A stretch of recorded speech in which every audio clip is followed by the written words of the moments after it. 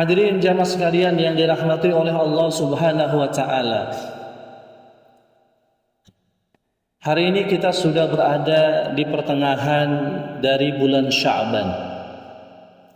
Sya'ban adalah satu bulan di antara bulan ketujuh, yakni bulan Rajab, yang termasuk salah satu bulan haram, bulan yang disucikan, dan juga bulan ke-9, yakni bulan Ramadan, bulan yang dinanti-nanti oleh orang-orang yang beriman.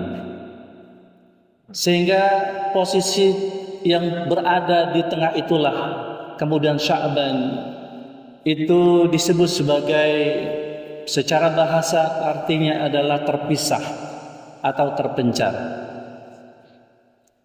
Dan ini juga dihubungkan dengan tradisi orang-orang Arab dahulu ketika mereka membawa hewan gembalaan mereka, maka mereka kerap kali mencari daerah-daerah subur yang ada rumputnya dan juga mencari air, sehingga mereka terpencar, terpisah dari kelompoknya masing-masing untuk mencari air, mencari makanan bagi ternak-ternak mereka. Sya'ban juga secara bahasa artinya adalah, yaitu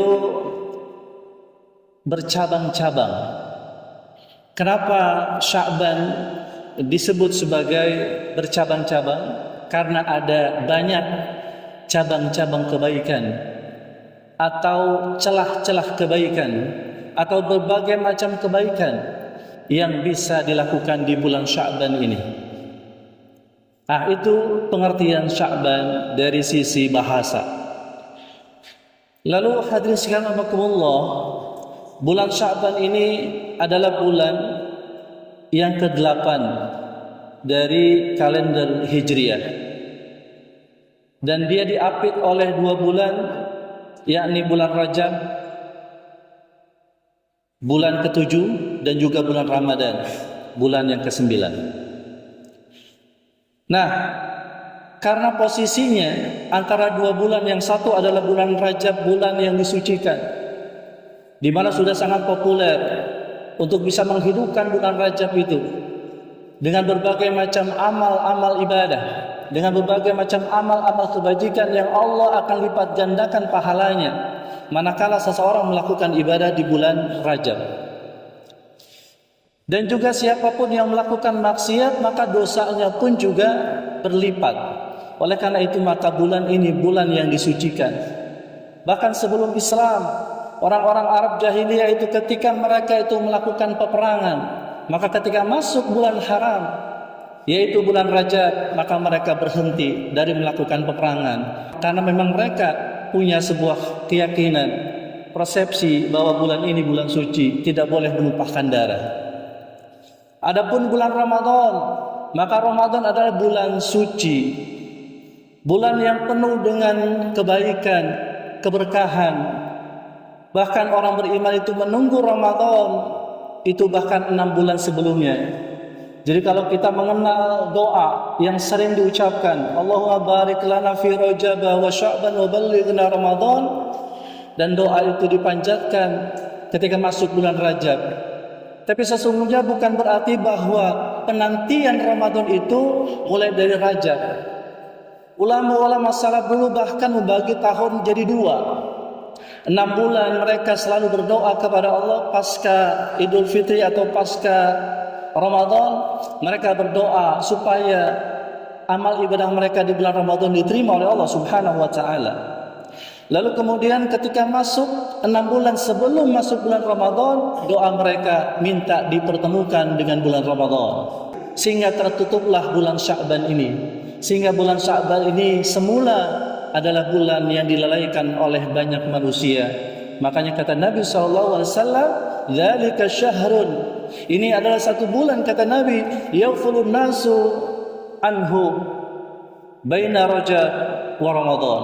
Ini adalah bulan yang banyak manusia melalaikannya antara bulan Rajab dan juga bulan Ramadan. Padahal hadirin, Sya'ban juga memiliki banyak keistimewaan.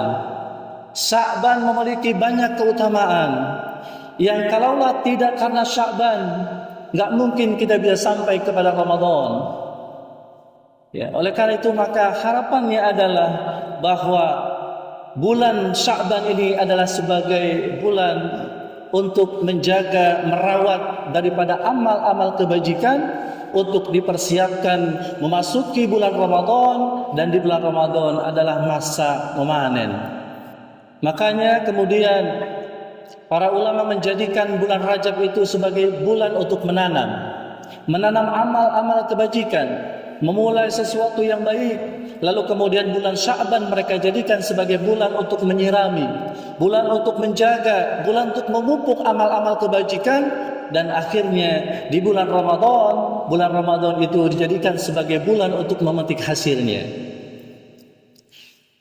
Sesuatu yang baik itu hadirin memang terasa berat. Apapun kalau itu kebaikan berat, tapi sesuatu yang berat itu kalau seandainya biasa dilakukan, maka dia akan menjadi ringan. Dia akan menjadi enteng. Salat malam, qiyamul lail, salat tahajud itu adalah sesuatu yang berat. Tapi bagi mereka yang sudah terbiasa melakukannya, itu adalah hal yang enteng. Puasa ibadah yang paling lama hadirin, ibadah yang paling berat. Makanya kemudian kata Allah Subhanahu wa taala di dalam surah Al-Baqarah, kenapa Allah katakan bahwasanya puasa itu adalah juga dikerjakan oleh umat terdahulu. Salah satu maksudnya adalah agar orang sekarang atau umat Nabi Muhammad ini jangan terlalu khawatir.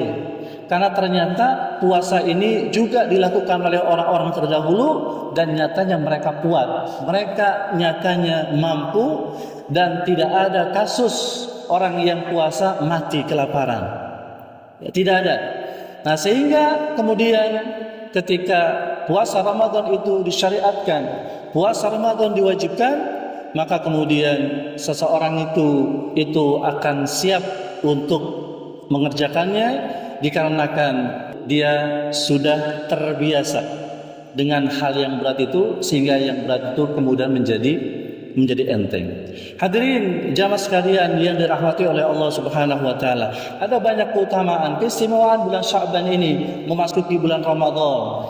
Di antara bulan Sya'ban ini adalah bulan pelebur dosa. Allah turun ke langit dunia, terutama adalah di malam pertengahan bulan Sya'ban. Allah akan melihat, menatap para hambanya. Lalu kemudian fayaghfiru li ibadihi. Kemudian Allah Subhanahu wa taala akan mengampunkan seluruh dosa-dosa hambanya. Dan dalam hadis disebutkan ada 3 dosa yang tidak diampuni oleh Allah Subhanahu wa taala, yaitu pelaku pembunuhan, lalu pelaku kemusyrikan, dan orang yang bermarah-marahan atau orang yang mereka itu bermusuhan. Ya, ini diantara golongan yang tidak diampuni oleh Allah Subhanahu wa taala. Selain itu Allah ampuni. Dan bulan Sya'ban ini adalah bulan di mana Allah Subhanahu wa taala menerima doa-doa hambanya. Siapa yang pengen rezeki, doa kepada Allah, Allah berikan rezekinya. Siapa yang minta ampun, Allah ampuni. Siapa yang sakit, ketika mohon kesembuhan, Allah akan sembuhkan. Itu terdapat dalam hadis Nabi sallallahu alaihi wasallam. Dan kemudian bulan ini adalah bulan peningkatan amal. Makanya kemudian Nabi kita Rasul sallallahu alaihi wasallam itu diceritakan oleh Siti Aisyah, ketika masuk bulan Sya'ban, maka Rasul puasanya itu semakin meningkat. Kata Siti Aisyah, karena Rasul sallallahu alaihi wasallam yasubu hatta naqula li yuftir. Nah, itulah Nabi itu dia puasa seolah-olah kami mengatakan dia puasa terus. Ketika dia berbuka tidak puasa, ada persepsi kami bahwa Nabi itu berbuka terus, ya, artinya balance, ya. Nabi kita itu berarti kan tidak selama hidupnya berpuasa atau juga tidak selama hidupnya berbuka. Artinya dia bisa balance dalam berpuasa dan juga berbuka. Nah, tapi kata Siti Aisyah, Rasulullah SAW itu puasa 1 bulan penuh di Ramadan, dan Nabi kita itu puasa paling banyak itu di bulan Sya'ban.